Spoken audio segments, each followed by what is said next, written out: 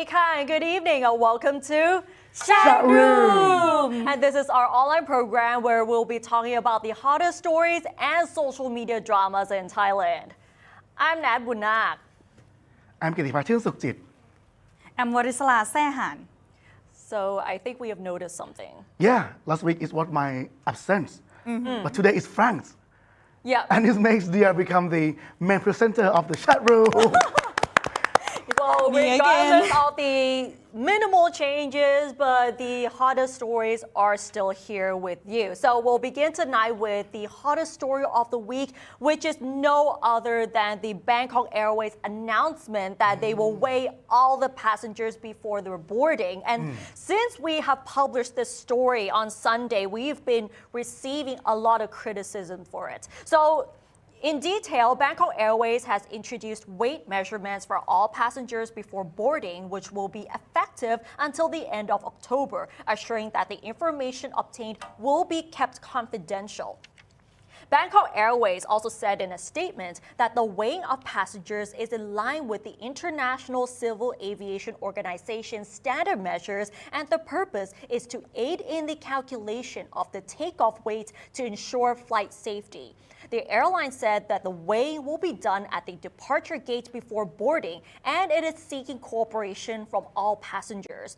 Previously, similar measures have already been applied to passengers on other airlines, such as Korean Air and Air New Zealand. These airlines explained that this kind of data collection will help them make decisions about fuel needs as well as weight distribution on board. And to be clear, the survey takes only about a month or two. So it is not permanent. Not everyone has to weigh in before they're boarding, like throughout the whole year. This is just for 1 month or so. But the question is it really for safety or is it just ridiculous? I think safety is not a ridiculous thing. Safety is safety. But this has been a long argument in social media for a long time. Safety must come together with the respectful. Safety is not ridiculous. Yep. But in the past, there's no weighing before, right? Yeah, but in They only weigh the luggage, and luggage that's it. and cargo. Yeah, but in many airlines, they wait. They weigh people, also, they weigh passengers also.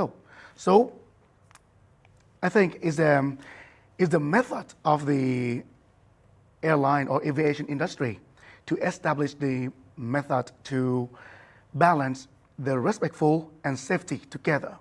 Right, but we have to understand one thing, that stepping on a scale in front of people is already an intimidating experience for many people because I'm pretty sure nobody likes it to step on the scale and then everyone was watching. But many airlines that have imposed this measure have assured the passengers that whatever appears on the scale, the passenger and the airline staff will not see the numbers at all because this will be kept confidential, so no one will see it. But then, since we published the story, many people were like, oh, that's really ridiculous. That was why we came up with this question, because many of those who commented on Thai PBS World said that it's really ridiculous, so probably just go on a diet or even just don't fly at all, because they felt that this is considered discrimination against obese passengers. Wow, I mean, if they really look at the news or the details that Bangkok Airways included in the post, I mean, there's no such thing of the discrimination for the obesity and yeah. So, but I think what Bangkok Airlines would do to make this matter better is maybe come up with a constructive information within the post so that it would be, more explained so that people won't get it in the wrong way. Right, like the comments that we have seen on our social media that shows that there's not enough information for them to understand why do they need this sort of data collection, even though they have explained that, oh, it's for weight distribution on board to calculate the fuel consumption for each of the airlines. But this seems to be inadequate for certain people. And if we go back to certain airlines that have already imposed such measures, such as Air New Zealand or Korean Air, there have been surveys that prove that the demographics are changing. So let's say about 20 or 10 years ago, the average weight of men and women are like, let's say, 70 and 60. For example, 70 and 60. But 10 years' time, the numbers may have changed. So that was why they may have to recalculate and do the data collection in order to consider all the things that comes to flight safety. Yeah, like if we look at the instruction, if we look at the information clearly, we will see that it's not discrimination, like they said.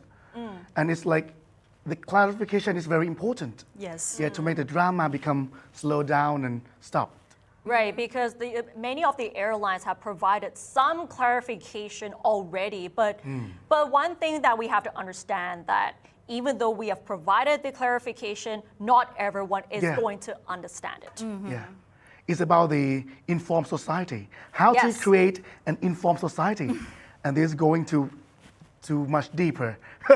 Yes, and then another part is confidentiality as well, because that is the most important thing. But one thing that we also have to consider is that some of the passengers may not be willing to provide that sort of information. And Bangkok Airways have clarified already in one of their comments that you don't need to if you seriously don't want to. It depends on the consent of the passenger.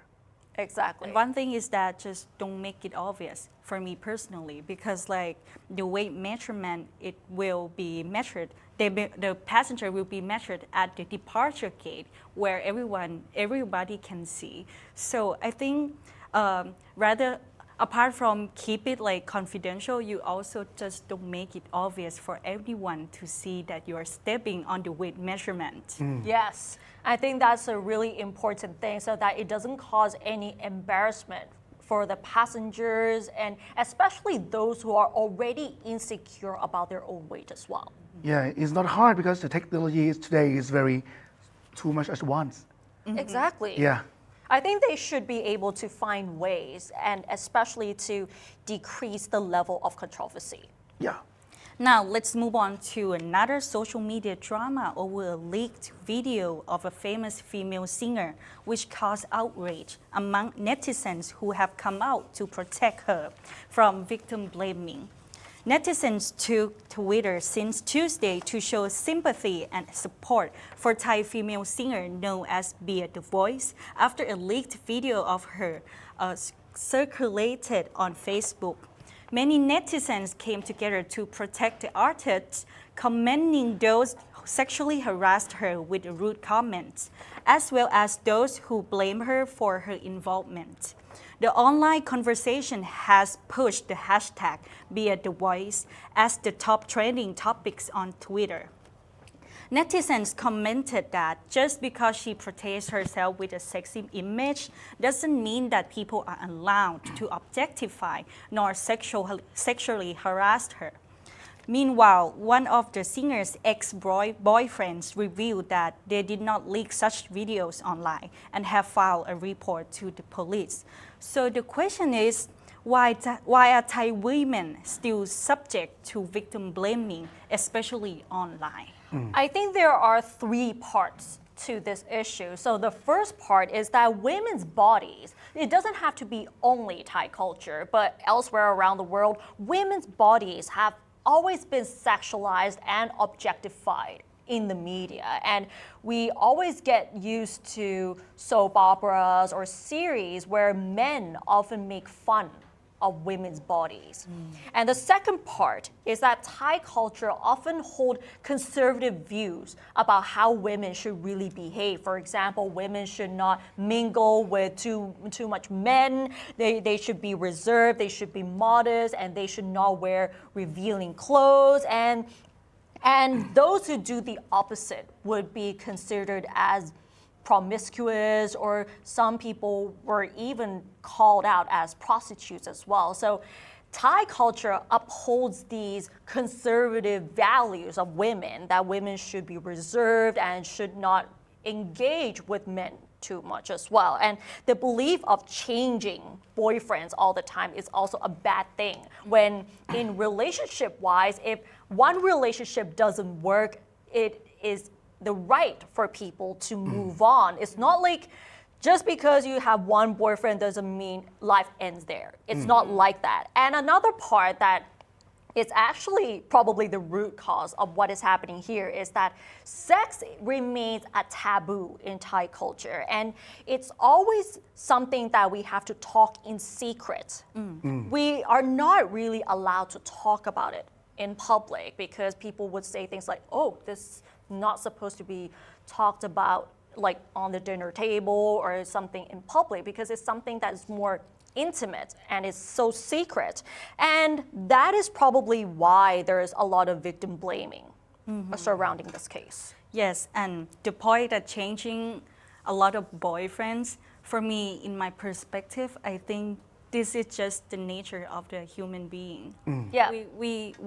We had the choice to, we have a capability to choose like who would be the right person. And we're young and with youth, we still have time to finding the right one. Right. Even though you're not young anymore, you still have the right to choose the best for Exactly. yourself. So if you're in a relationship with a boyfriend and it really doesn't work out, it's okay to break up with someone and then move on, or you can stay single or choose a new boyfriend or anything else, but it's a choice of like an individual. Yeah. Yeah. The point is, men are always interesting to see female body.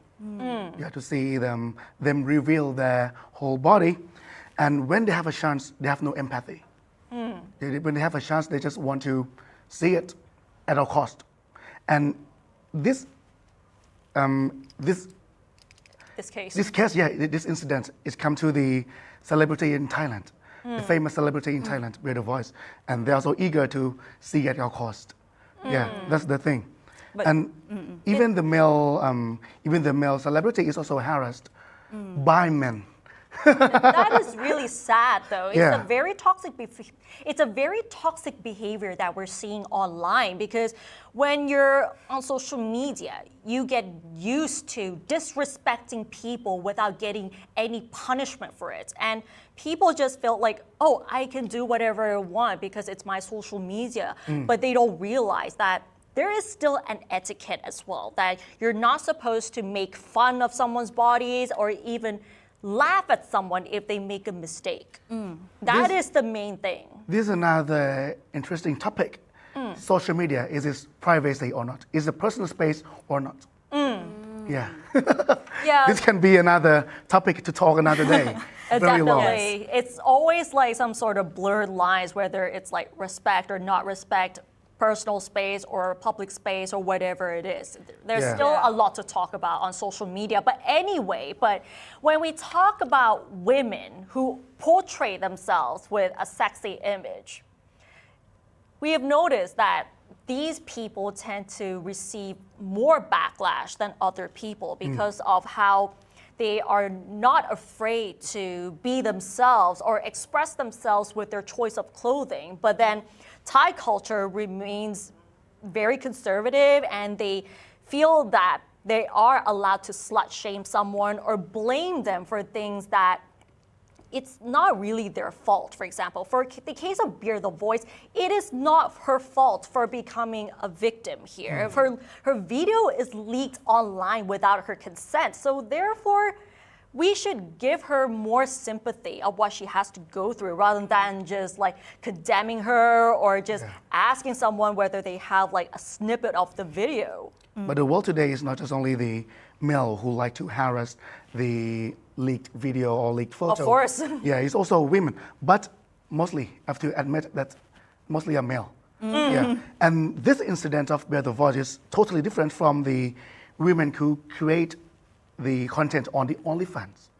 Yeah, the OnlyFans is their consent to publish, to reveal their body on the online, on the social media, Yep. and they want people to obsessed with their body. But this incident is not. She doesn't want to have it leaked. Well, one thing is that those people have to pay to get into her account for the OnlyFans website. So maybe some content creator, sex creator? sex creator, Yeah. they not, some of them are not just like obsessed with their body, but some of it just look at this path of way as a career path in order to make the money. Because like in the case of Be The Voice, she got leaked. She got the leaked video without her consent, Yeah. right? But the OnlyFans part is just totally different. Yeah, and to be clarified, OnlyFans is still illegal in Thailand. Yeah. That that's career so true. path is still illegal in Thailand. Yeah, but then like when we talk about this issue, it's always women that has to put up with the blame from society, whether they fall victims to sexual harassment or any of these illicit videos. Women Yeah. are always put to blame, or like they are always like shamed by society, Yeah. even though it's not really their fault, or even though they did not start all of this. Well, but I think all in all, Thai society is becoming better. It's starting to getting better. Like as you can see in the case of Be The Yeah. Voice, that people try to protect her from the victim blaming and try to call out for the justice for her. Yes. Yeah, I agree with that, but people on Twitter represent the younger generation. So the younger generation have more awareness of this issue. But if you Exactly. talk to people from the baby boomers generation, they will still believe that it is still the women's fault. For example, they will say things like, oh, if you do not want this video to be leaked, why would you record it from the beginning? Or if you do not want to be sexually harassed, or if you do not want men to make fun of your body, why are you wearing bikini to begin with? If you talk to baby boomers, they will still think this way. But for the younger generation, they might hold better, like they are more aware and they are more understanding of what is really happening. But we're not saying that baby boomers are like this or the younger generation are like that. It's a mix. It's more like conservatives and those who are more aware of what is happening. Okay, as we are a Gen Y, you're also Yes. Gen Y, right? I think so. Yeah. What do you think about recording while having sex? Wow. Wow. I don't think we should ever do it. Ah. I don't think we should ever do it because to me, it's like, it's supposed to be like an intimate moment. It's supposed to be done in secret. And I don't think these people would want their sex life to be in the public. This is just my perspective, yeah, but yeah. like for certain people, they might have different views. But for me personally, certain things should be out from the public eye.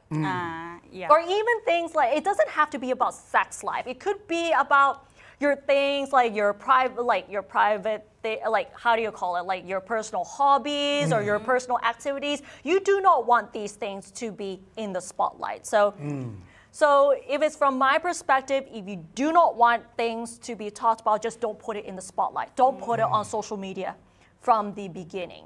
What do you think? Well, I think the most important thing is the consent and respecting each other. Well, for me, I'm not speaking of like the representative of the Gen Z I know, or Gen Yeah. Y, but like for me personally, I think consent is really like the thing that it has to be prioritized. I think I agree with you that just not put like things whatever on the internet, but if you keep it like, like confidentially, Yeah. I mean, it would be okay for me because it would be more fun to do, but Yeah. like, I don't know, I can't say. I I also think think it's- like that. It's only we need to set clear boundaries for ourselves, Exactly. like what can be posted online or what should be kept secret. Yeah, but the recording must be the consent between the both of the couples. Yeah. Yeah, but any sort of recording, even just like a dinner party or any sort of activity, if that person does not want to be filmed, just respect it. Not just Yeah, use their phone yeah. and shove it in the face. That is just common sense. No, that's not good. Yeah. And for example, like in the 69, the series, have you ever watched the series? Yeah, yeah. I personally haven't. You I like get it? the India. You like it? Yeah, I like it though. Yeah, there's an actress who revealed her body in her role as the Jim, right? Jim or Jim? Yeah, Jim. Jim. Ah. The character is named Jim. Yeah, and the actress is Kun Mai Harem. Yeah, she posted on her Twitter that why people always focus on her body rather than focus on her acting skills. That's really interesting though, because like when we talk about actresses who had to like go naked in some of the scenes, people just only focus on their bodies and not their acting or the reason behind all of these scenes. Like we said before, like women's bodies have always been objectified. That was why whenever there's such a scene, people would just focus on that, not on the storyline. Like unless it's like they've watched the whole thing and then okay, they sort of understand, but the attention, it's always on that.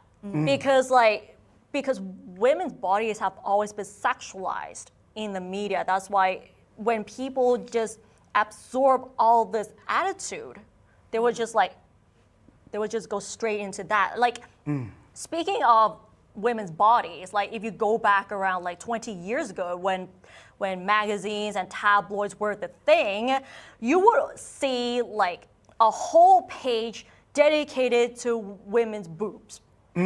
Like when you go to when you're covering stories about red carpets or events, there are some magazines and tabloids that were like, these actresses are showing off their cleavage during an event, which is something that makes people feel that it's normal to make comments about women's cleavage when it's actually not. It's like their bodies, it's their bodies, and whatever they do with it, whether like what kind of clothes they were wearing at the time, it is their choice, but it's not the right of the media or whoever it is to make fun of it. That's the point. Well, if the society was better, I mean, Kun Mai Harem, she won't even like have to like twist that pose. Yeah. Because like many Hollywood stars, like Jennifer Lawrence or Elizabeth Olsen, she also revealed her body in her role in the movies, and she also doesn't post things like that because she knows that this is a circumstance. But I don't blame the celebrity. Yeah. Okay. The audience like that. You love that. You want to see that. You just see it as many times as you want. But in the public place, like on social media, you need to respect actors. Exactly. Yeah, so just because you like watch these things doesn't mean that you have the right to sexually harass other people or make rude comments about anyone. Just keep it on your mind, and that is it. Keep it to yourself, basically. Yeah, exactly. Okay. All right, it's too much drama on social media.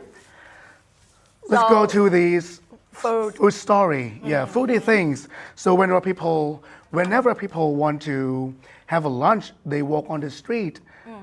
What is the first dish that you think of if you want to have lunch or dinner? Maybe Pad Kraphao or something. Yeah, I would go for that too. Yeah.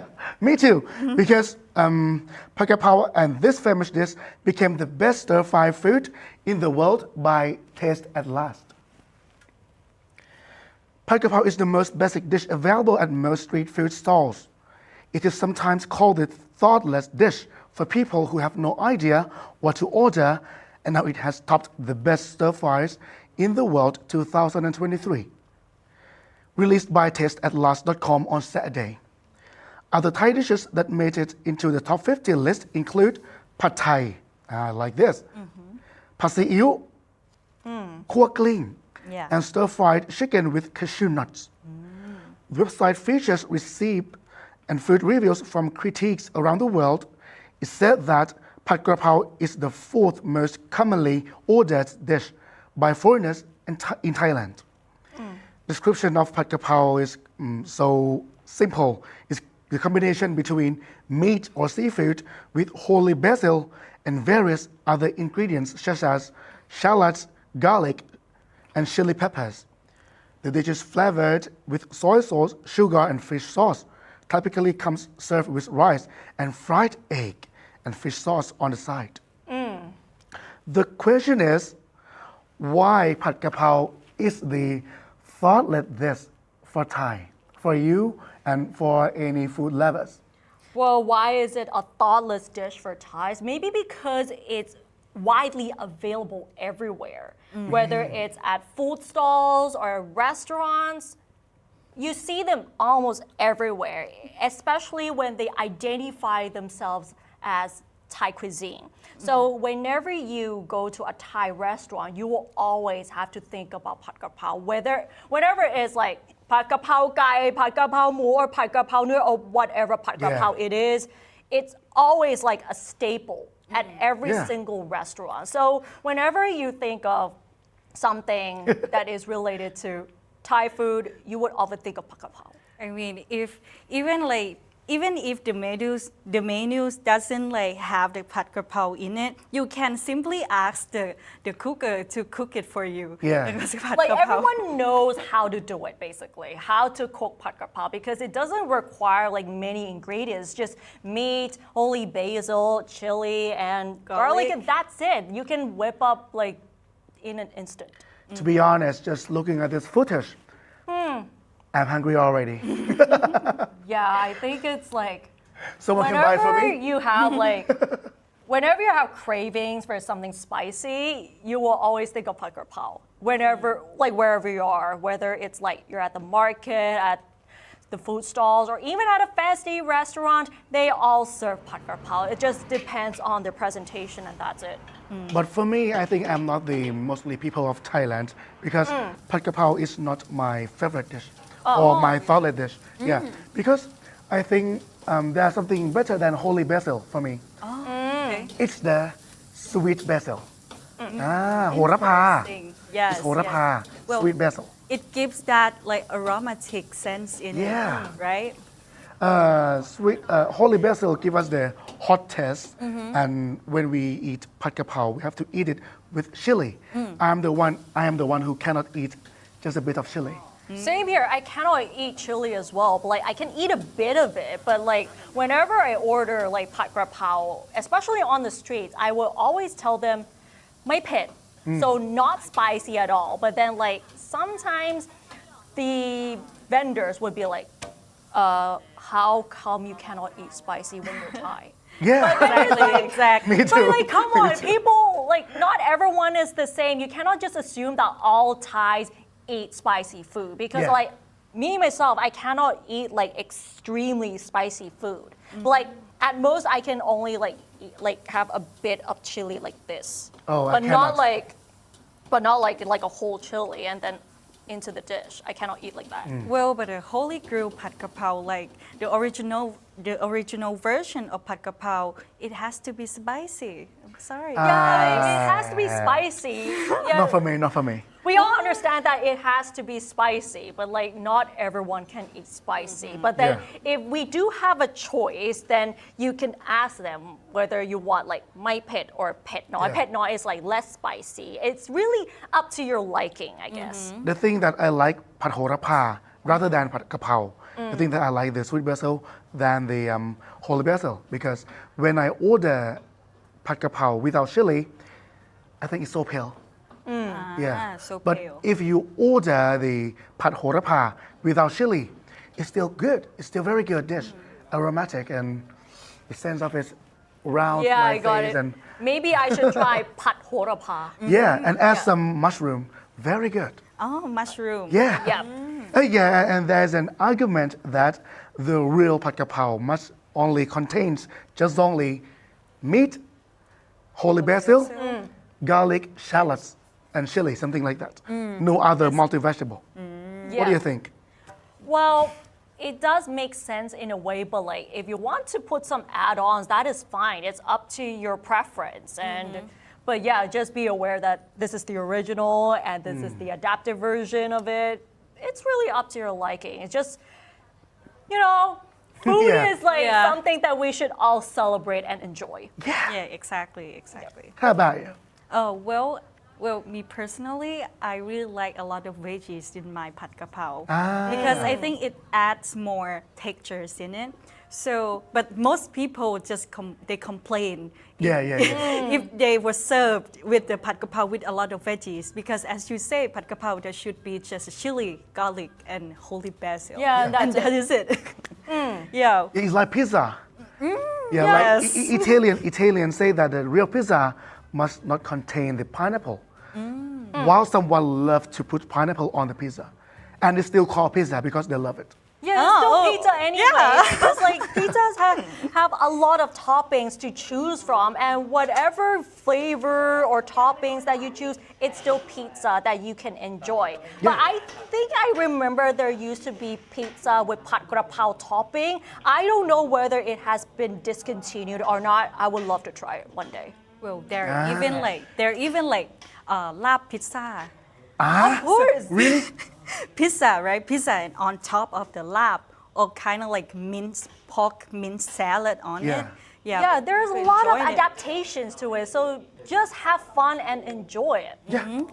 Well, and if you're looking for a fancy desserts to go with your pad Kraphao, how about these 3D ice cream sticks? This time around, they come in full patterns, representing a historical site which has recently been inscribed as UNESCO's World Cultural Heritage Site. What are you seeing here is called ice cream bolan si thep, which have been made to celebrate the official inscription of Si Thep Historical Park in Thailand's northern province of Phetchabun as UNESCO World Cultural Heritage Site. These ice cream sticks come in 4 patterns, which represent various parts of the historical site, and they come in 8 flavors, such as coconut, sweet potato, strawberry, and tamarind. 3D ice cream sticks representing local attractions in Thailand recently become a huge trend, especially those at Wat Arun, which attracted many locals and foreigners. Due to the immense popularity, the same ice cream brand invented new ones at Bangkok's Chinatown, Yawarat Road. So the question is, why is this become such a huge trend now? We can say that these ice cream sticks highlight the cultural heritage with a twist.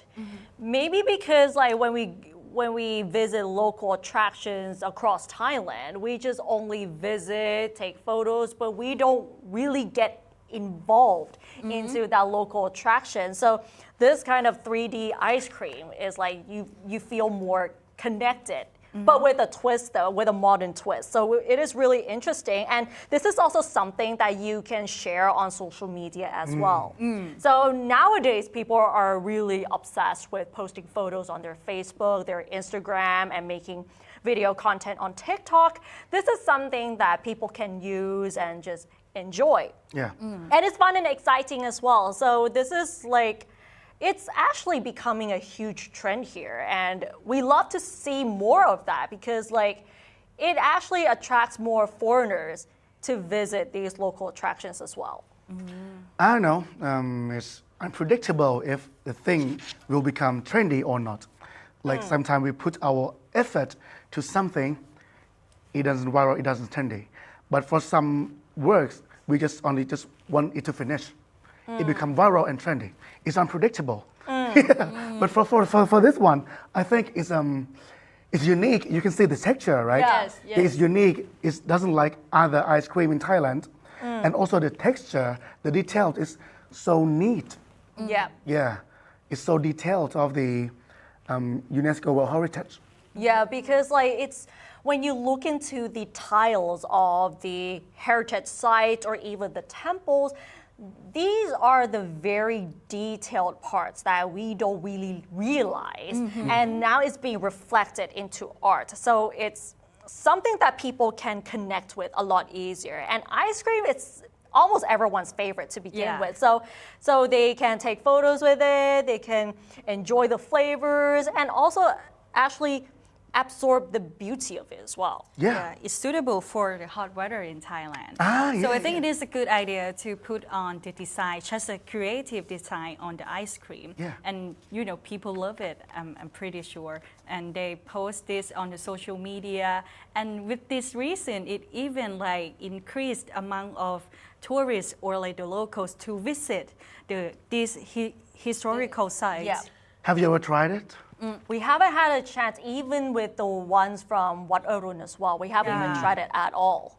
Maybe the taste, I don't know if it's going to be good or so, but right now it's trendy already. Yeah, but I'm pretty sure that those, especially those with FOMO, fear of missing out, would definitely love to try all of Yeah. them, whether it's at Wat Arun or at Chinatown or even at this historical site in Phetchabun. It's like we have to go all the way to Phetchabun just to try these ice cream sticks because they're only available until this Sunday, I guess. Oh, what's this Sunday? Yeah, that's what I heard. But Who there I want anyway. you to buy from me? Who is going there? That's going to be much of an effort, but at least it will help boost the local tourism Yeah. in that particular area as well. And now we've been talking about Thai food, Thai culture. Now let's talk about Thai weddings, especially when there are so many traditions and rituals in there. And even though many Thais are familiar with these Thai traditions and Thai weddings, there has been a recent video which sparked debate on the necessity of having such complicated traditions. So recently, one TikTok user uploaded a video explaining the importance of a tradition in Thai weddings, which is called Gan Pratu Ngeun Pratu Thong. So it's literally called silver and golden gates, or some people also call it the door ceremony. It's a tradition where the groom has to get through the obstacles before finally approaching the bride. So the bridesmaids will be holding flower garlands or long necklaces to represent the golden gates, like what you're seeing here. So to pass through the gates, the groom will have to take part in challenges and also give a small pocket of money to the bridesmaids in order to pass through the gates and to finally reach the bride. So the video explained that the tradition teaches the groom how to give. And apart from taking care of the bride, he also has to take care of her friends, her families, and her relatives. And the video also said that even if there are as many as 99 silver and golden gates, the groom will have to get through all of them to reach the bride. And this video on TikTok has sparked debate where some people commented that this tradition is only for fun. And some people even made a comment that such traditions are not necessary anymore. And they also disagree with the part that they said it teaches the groom how to give. Because in fact, when we're talking about marriage, it is about living together. And this is the video we've been talking about here. It explains the importance of the tradition, which is called Gan Pratu Ngeun Pratu Thong, or literally the silver and golden gate. Some people call it the door ceremony. And what you're seeing right here is that before they can pass through the gates, they have to take part in challenges. It can be some sort of fun games, and they will have to give a small pocket of money before they can pass through the gates, before they reach the bride actually. So the question is, why are Thai weddings so complicated? I mean, in this context, I think in that statement in the TikTok video, I think it is just, well, it doesn't have to be exaggerated that much about like 99 silver and golden gates. Yep. Well, because like in reality, it wouldn't be that much amount, I think. Yeah, it's not gonna be like, of course, there are not gonna be as much as 99 gates, but at least like 10 gates is already like a challenge for the groom already, because like thinking about the games and the challenges that they had to go through each of them, whether it's like singing, dancing, squatting, or like take part in like a quiz or something. This is already a huge challenge for them, but it's just for fun. It doesn't need to be taken seriously. Yeah, it could be something entertaining, you know, to doing like just an activity. Or I saw like a video about kind of like the singers weddings, where like the groom have to like sing a song, like a whole lines of the song in order to like, you know, peek to the gate. Yeah, that's funny. That's fun. Yeah. Yeah, for me, I think that the Thai wedding wedding is not complicated. People make it complicated. Right. It can be so easy. Tradition is tradition. You can do it. But meanwhile, you have to find the balance. Yeah. The funny and the tradition, don't make it the necessary thing, and don't blame the one who do it. Right, because like if we put too much in it, it can lose all the fun as well. Like Yeah. for example, if you're gonna put like 99 golden gates, it's way too much and Way too too much. extreme. Yeah. But and some things should not be taken way too seriously because like the whole point is to celebrate the milestone for the bride and the groom and to like have fun and take part of their like huge step in life, not just like paying so much attention on like having to go through all these things. And as to why we asked why is it so complicated, because Yeah. there are so many steps in Thai weddings, because it starts from like what you're seeing here, it starts from the procession, like it's called Piti Hae Khan Mak. So the groom will be holding things and then walk to the house of the bride, and then it reaches the point where we do the Gan Pratu Ngeun Pratu Thong, where we have to go through all the golden gates. And then once they manage to reach to the bride, they will have to come down and then pay respects to their parents. And then finally the wearing the ring ceremony. And then another part that is also important is Piti Rot Nam Sang, where the bride and the groom would put their hands together and receive blessings. And the parents and the elderly who came to the weddings will pour holy water all over your hands and give blessings like, oh, we wish you a happy marriage. And then other attendees will come and pour the holy water as well. And this is more like to express gratitude and express like their wishes as well. So most of these steps are for religious reasons. And at the same time, it's also for good fortune for the couple as well. But then like when we talk about complicated weddings, like for certain people it's complicated and it's a waste of money. Some people think it's fine because it's part of a Thai tradition and we're part of Thai culture. But if we look at a recent wedding by a famous celebrity, Kimberly and Mark, you can see that it is extravagant as well, but look at how simple it is. It's nothing complicated. You don't need to go through any of the processions. You don't need the golden gate to just meet the bride. Look at that. It's still beautiful. It's cute and tidy. Yeah. Yeah. It's still beautiful, still very, how do you call it? It's a moment to remember, but it doesn't require any of the steps.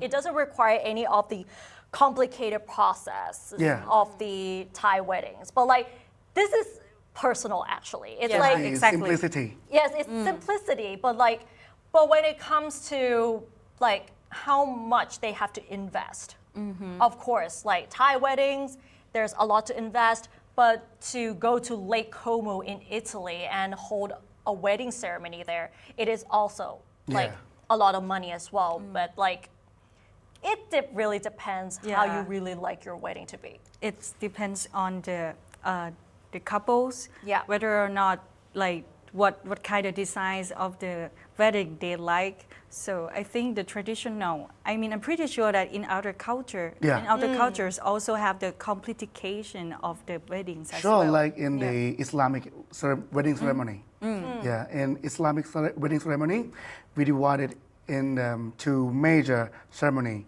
First called nikah. Nikah is the religious ceremony, which is the must. If you don't nikah and go to the second ceremony, that wedding doesn't count. Right. Yeah. So first is nikah, and the second is walima. Wow. Walima is the celebration. It's optional. You can do it if you want to have it. Just have it. If you just don't want to have it, just nikah is enough. Just that, and it's very easy. So it's just up to the couple though, whether like how extravagant their weddings they want. So we can say that wedding days is like the most important part of your life. So of course they would do everything they can to make it the most memorable. Yeah. So whether they want to cut all the complications of these traditions, it is also their choice. and if they want to keep it, it's also their choice as well. Yeah. So that's it's Exactly. like whatever makes you happy, just do it. Even the Thai tradition in wedding ceremony also include in some Islamic wedding. You know, some of them doesn't like some of them who really practice in the religious, they won't add the Thai tradition. They just do only in Islamic nikah and walima and finish. No complicated thing. But some of them who involve into the Thai tradition, they want to have that tradition, including in the wedding they want to. Right, so it's up to their liking Yeah. and their preference as well. All right, and that wraps up tonight's edition of Thai PBS World Chat Room. So join us every Wednesday at 6 p.m. only on Thai PBS. And don't forget to follow us on social media and our website, thaipbsworld.com, for all the latest updates about Thailand and analyses as well. Yep. Thanks for watching and join us in the chat room next week. สวัสดีค่ะ สวัสดีครับ สวัสดีค่ะ